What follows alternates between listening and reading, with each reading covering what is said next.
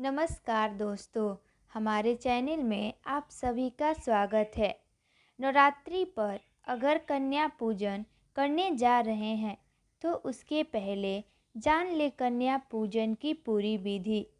जाने किस उम्र की कन्या को पूजने पर मिलता है क्या लाभ। नवरात्रि के दौरान कन्या पूजन का विशेष महत्व है। 9 कन्याओं को 9 देवियों के रूप में पूजन के बाद ही भक्त व्रत पूरा करते हैं। भक्त अपने सामर्थ्य के मुताबिक भोग लगाकर दक्षिणा देते हैं। इससे माता प्रसन्न होती है। नवरात्रि की सप्तमी से कन्या पूजन शुरू हो जाता है। सप्तमी, अष्टमी और नवमी के दिन इन कन्याओं को 9 देवी का रूप मानकर पूजा जाता है।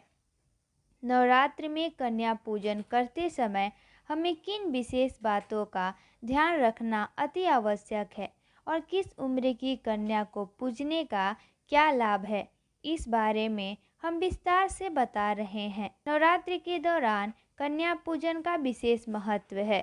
कन्याओं को 9 देवियों के रूप में पूजन के बाद ही व्रत पूरा होता है। कन्या पूजन के लिए कन्याओं को एक दिन पहले स्नान के साथ आमंत्रित करें। खासकर कन्या पूजन के दिवस ही कन्याओं का यहाँ वहाँ से एकत्र करके लाना उचित नहीं होता है। गृह प्रवेश पर कन्याओं का पूरे परिवार के साथ पुष्प वर्षा से स्वागत करना चाहिए। 9 दुर्गा के सभी 9 नामों के जयकारे लगाना चाहिए। कन्याओं को आरामदायक और स्वच्छ स्थान पर बैठाकर सभी के पैरों को स्वच्छ पानी या दूध से भरे थालों में पैर रखवाकर अपने हाथों से उनके पैर धोना चाहिए। पैर छूकर आशीष लेना चाहिए और कन्याओं के पैर धुलाने वाले जल या दूध को अपने मस्तिष्क पर लगाना चाहिए। कन्याओं को स्वच्छ और कोमल आसन पर बैठाकर पैर छूकर आशीर्वाद लेना चाहिए। उसके बाद कन्याओं को माथे पर अक्षत, फूल और कुमकुम लगाना चाहिए। इसके बाद माँ भगवती का ध्यान करने के बाद इन देवी स्वरूपों कन्याओं को इच्छा अनुसार भोजन कराएं। कन्याओं को अपने हाथों से थाल सजाकर भोजन कराएं और अपने सामर्थ्य के अनुसार दक्षिणा उपहार दें और दोबारा से पैर छूकर आशीष लें। अपने घर में बुलाए जाने वाली कन्याओं की आयु 2 वर्षों से 10 वर्ष के भीतर होना चाहिए। कम से कम 9 कन्याओं की पूजन के लिए बुलाना चाहिए, जिसमें से एक बालक भी होना अनिवार्य है, जिसे हनुमान जी का रूप माना गया है। जिस प्रकार माँ की पूजा भैरव के बिना पूरी नहीं होती, उसी प्रकार कन्या पूजन भी एक बालक के बगैर पूरा नहीं माना जाता। यदि 9 से ज़्यादा कन्या भोज पर आ रही हैं तो कोई आपत्ति नहीं, उनका स्वागत करना चाहिए।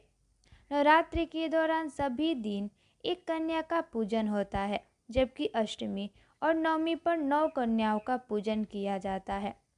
2 वर्ष की कन्या का पूजन करने से घर में सुख और दरिद्रता दूर हो जाती है।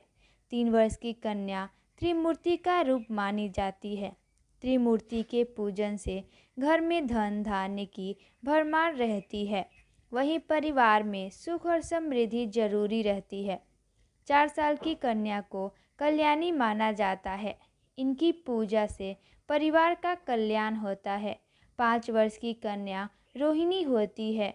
रोहिणी का पूजन करने से व्यक्ति रोग मुक्त रहता है। 6 साल की कन्या को कालिका रूप माना जाता है। कालिका रूप से विजय, विद्या और राजयोग मिलता है। 7 साल की कन्या चंडिका होती है। चंडिका रूप को पूजने से घर में ऐश्वर्य की प्राप्ति होती है। 8 वर्ष की कन्याएं शांभवी कहलाती है। इनको पूजने से सारे विवाद में विजय मिलता है।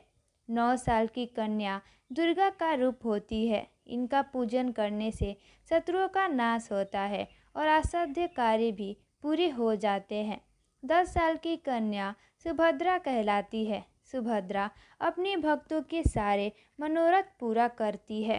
भोजन में हलवा, पूड़ी, खीर, सब्जी जो प्रसाद के लिए बनाए हैं सभी कन्याओं को खिलाए।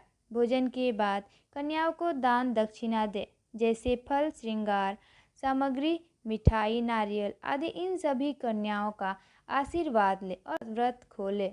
दोस्तों, अगर आपको इसी प्रकार की और भी जानकारी चाहिए तो हमारे चैनल से जुड़े रहें और चैनल को सब्सक्राइब करें। धन्यवाद।